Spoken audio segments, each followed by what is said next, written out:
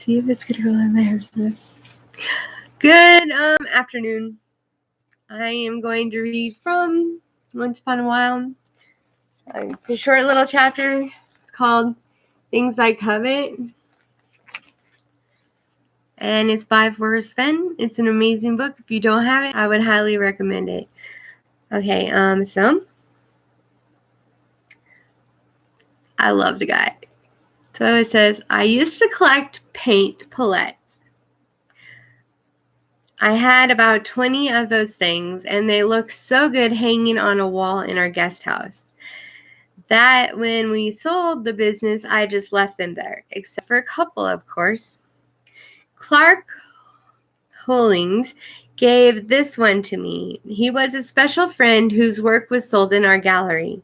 Clark was getting a lot of publicity and winning awards at important shows, so his work quickly escalated in value. In the early 1970s, I gave my wife one of his paintings for her birthday. I paid $6,500 for it. Aren't you not supposed to tell your spouses how much you paid for a present?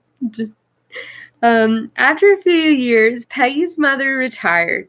She had been managing a ladies' ready-to-wear store in San Angelo, Texas. My wife came to me and said, "You know, honey, I really love that Hollings painting you gave me, but my mother needs a place to live and I'd like to help her." I miss my mom. The painting had doubled in value more than a few times, so we sold it and bought Peggy's mother a nice home with the money. That is awesome. Peggy is just as wonderful as Forrest. I still have one small floral by Clark. It's called A Single Rose. My wife thinks it's hers, and I don't have the guts to tell her it isn't. Isn't everything equal? I love that. Does that mean it's hers? Wish I'd kept some of his larger works. Ben Stahl was another friend. He was the kind of guy you wanted to be around and stay around. We had a show for him, and one of the most popular paintings depicted a cowboy on a ladder who was about to climb into a hayloft.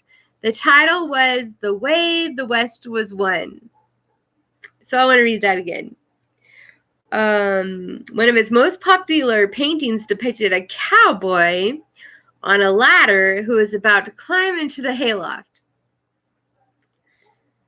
The title was The Way the West Was Won. So it kind of sounds like the cowboy was hiding in the hayloft. I could be wrong, but we sold it quickly and could have sold it another 10 times over. Ben painted this condensed version and gave it to me. One of Ben's favorite subjects was saloon scenes. They had combustion and usually included ladies who were familiar with the nighttime jingle of spurs.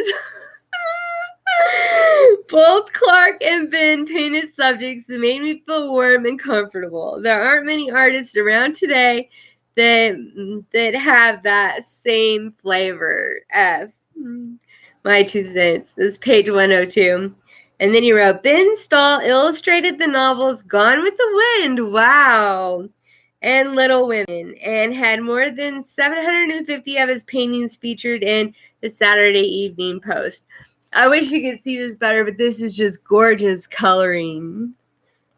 And so I have to get busy. I have to get to work, but this is definitely a must-read book. It's so beautiful the way he writes. It's like you just get into his spirit and you're just right there with him. So I love you, Mr. Fenn and Peggy. Happy late Valentine's Day, and just keep being wonderful.